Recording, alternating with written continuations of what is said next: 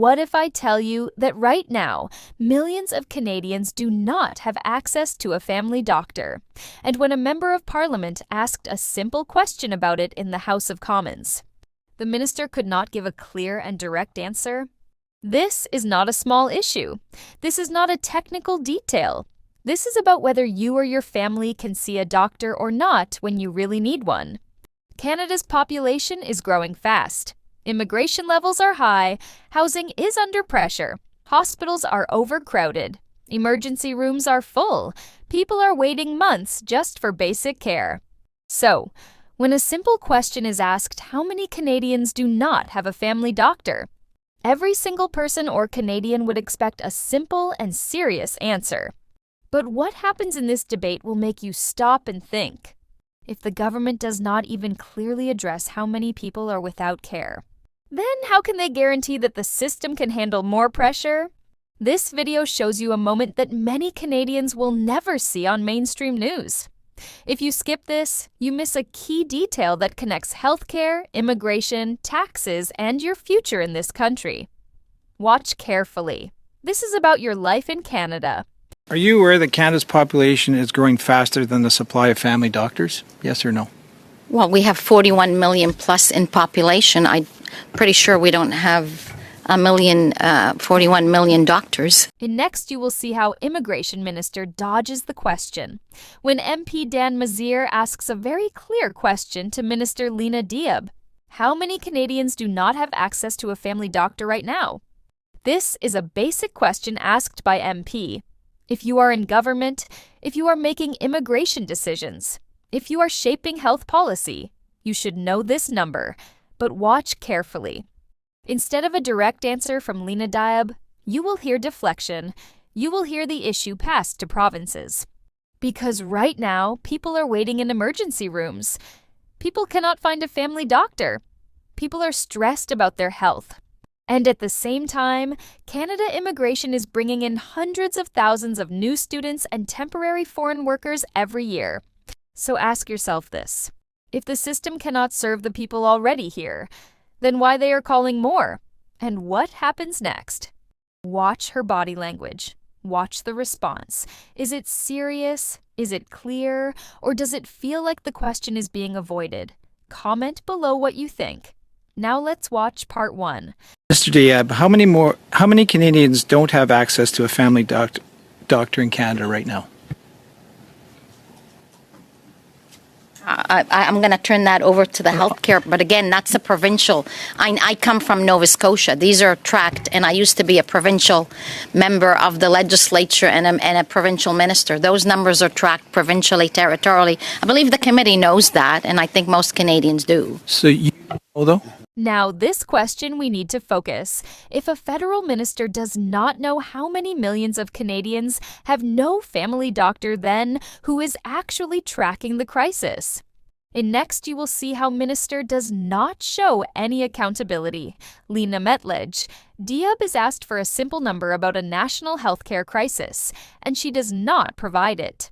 Instead, she says she can check a website. This is not a small detail. This is about millions of Canadians who do not have access to basic medical care. The response from Lena Metlege Diab shows a lack of readiness on a critical issue. Then Marjorie Michelle is asked the same question. There is confusion in the response, with different figures mentioned before settling around 6 million. This moment shows that even at the top level, there is no clear and confident understanding of the scale of the problem. For a crisis this large, that should concern every Canadian. The real impact on Canadians. 6 million people without a family doctor means preventive care is failing.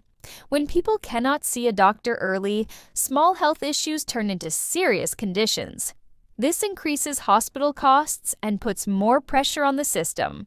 When emergency rooms are used for basic health care, wait times for real emergencies get longer. This can directly affect survival rates in critical situations. This is not just about comfort. This is about safety. Well, I'm a federal minister, and you don't know. I can go on the websites and check for you if you'd like. Minister Michelle, how many Canadians don't have access to a family doctor right now? Just the number, please. Minister Michelle, I'm asking you. 5.7, 6 million, around 6 million people. Around 6 million, 5.7, exactly. Do you ever think about this situation if hundreds of thousands of new people are arriving? Who guarantees they will have a family doctor when millions already do not? In Next, you will see, Dan Mazier connects two major issues, immigration levels and access to healthcare. He asks a direct yes or no question to Lena Metlege Diab. If the government is admitting hundreds of thousands of permanent residents, can they confirm that every newcomer will have access to a family doctor upon arrival? Instead of a clear yes or no, the response shifts to correcting the immigration number. The core question about healthcare access is not answered directly. This moment shows a gap between immigration targets and healthcare capacity, and it exposes a serious policy disconnect. The real impact on Canadians. Immigration numbers and healthcare capacity must work together. If new residents arrive faster than doctors are trained or licensed, the system becomes overloaded. This does not only affect newcomers, it affects every Canadian waiting for care. Permanent residents have the same right to public health care as citizens. That means more patients enter the system immediately. If there is no clear plan to match doctor supply with population growth, wait times will increase. Healthcare shortages can also increase provincial costs. Provinces fund most health services. If population grows rapidly without federal-provincial coordination, tax pressure can rise to cover the gap. The government plans to admit over 450,000 permanent residents into Canada this year. Can you confirm that every newcomer admitted under the immigration plan will have access to a family doctor upon arrival? Yes or no? So the number's not accurate. Our 2025 permanent residence number is 325,000. But do you mind asking your question again? If Canada's population is growing faster than the number of family doctors, how can the system keep up without failing? In this part, Dan Mazier pushes furthermore and asking if every newcomer will have access to a family doctor upon arrival. Instead of a straight answer, Lena Metlege Diab shifts focus, saying many newcomers are doctors, nurses, and healthcare workers themselves. The response does not address the core issue, the system's capacity to handle the growing population. This moment reveals a serious gap between promises and reality. Canadians already struggling to find family doctors may face even longer wait times as new immigrants arrive. The real impact on Canadians. Newcomers who are healthcare providers help the system, but they cannot solve the problem immediately. Licensing, registration, and training take time, leaving gaps in access. The population growth rate outpaces the current doctor supply, meaning wait times for primary care will continue to increase, affecting every Canadian. Pressure on healthcare also increases stress on hospitals, emergency rooms, and clinics, making it harder to provide timely care for both newcomers and existing residents. This creates inequality in care availability. Urban centers may absorb some new doctors, but rural and remote areas will fall behind, making healthcare access unfair across the country. Can you confirm if every newcomer admitted under your immigration plan will have access to a family doctor upon arrival? Yes or no? So many that are arriving are doctors and physicians and clinicians and nurses and healthcare providers themselves who are actually here to service Canadians. Are you aware that Canada's population is growing faster than the supply of family doctors? Yes or no? If Canada is immigrating more people than there are family doctors, who will actually get medical care first? In Next, you will see Dan Mazier points out a harsh reality. Canada's population is over 41 million, but there is nowhere near enough family doctors to serve everyone. When asked directly, Lena Metlege Diab struggles to give a clear answer and suggests, ask the analysts. This moment reveals a serious disconnect between immigration policy and healthcare capacity. It highlights that, even at the highest level, there is no clear plan to match the number of doctors with the rapidly growing population. Canadians already struggling to find doctors may face longer wait times and increased stress on the system. The real impact on Canadians. Immigrating more people than the available family doctors can serve creates immediate pressure on primary care. Many families will face months-long wait times for basic appointments. Overload in urban and rural areas is uneven. Cities may absorb some pressure, but small towns and remote communities will be left without access, worsening health inequality. Reliance on analysts for fundamental numbers shows a lack of immediate accountability. Decisions are made without full understanding, putting Canadians at risk and creating uncertainty in public health services. Well, we have 41 million plus in population. I'm pretty sure we don't have 41 million doctors.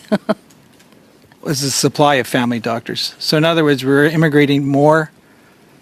You are immigrating more people than there are family doctors to be able to serve Canadians. We can ask the analysts about that, the stats on that.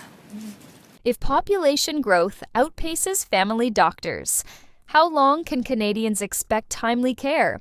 In this part, Dan Mazier highlights the harsh reality. When the population grows faster than the number of family doctors, access to care gets worse. Instead of a straightforward agreement, Lena Metlege Diab deflects, talking about age, health, and collaborative care centers elsewhere in the world. This response does not address the critical issue in Canada.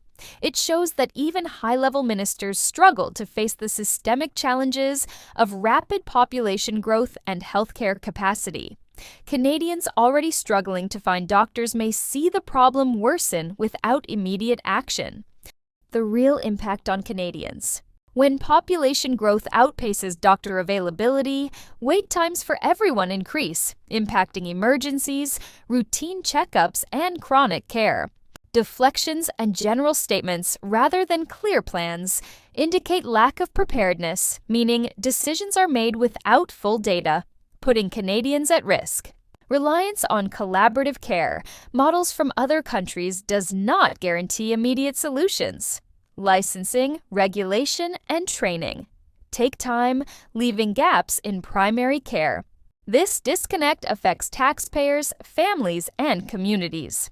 Without urgent policy adjustments, the healthcare system will face more pressure, costs will rise, and Canadians will continue to struggle for basic medical access. So when the population grows faster than the number of family doctors, access to care gets worse. Can you agree on that? You've got 5 seconds I left. think it depends on people's age and health and so on. I mean, I've been to many countries around the globe where So it's not a question of a can't agree with doctor that. there's a lot of collaborative care centers as well. Thank you, Minister. In this video, we have seen a series of moments in the House of Commons that reveal a serious gap between Canada's healthcare system and rapid population growth. MP Dan Mazier asked a simple question about how many Canadians do not have a family doctor. Instead of a direct answer, Lena Metlege Diab deflected to provincial responsibility, showing a lack of immediate accountability on an issue that affects millions. We learned that around 6 million Canadians are without a family doctor. Even federal ministers were unclear or hesitant about the figures, showing that leadership at the top is not fully prepared for this crisis. The video also exposed the connection between immigration policy and healthcare capacity. Hundreds of thousands of newcomers are arriving each year, but the system does not have enough family doctors to meet the demand. Ministers struggled to provide straight answers, deflecting or relying on analysts, leaving a clear gap between policy and reality. It became clear that population growth is outpacing doctor availability, and even suggestions like collaborative care centers do not address the immediate crisis. This shows how urgent and serious the problem is, affecting every Canadian's access to healthcare, taxes, and daily life.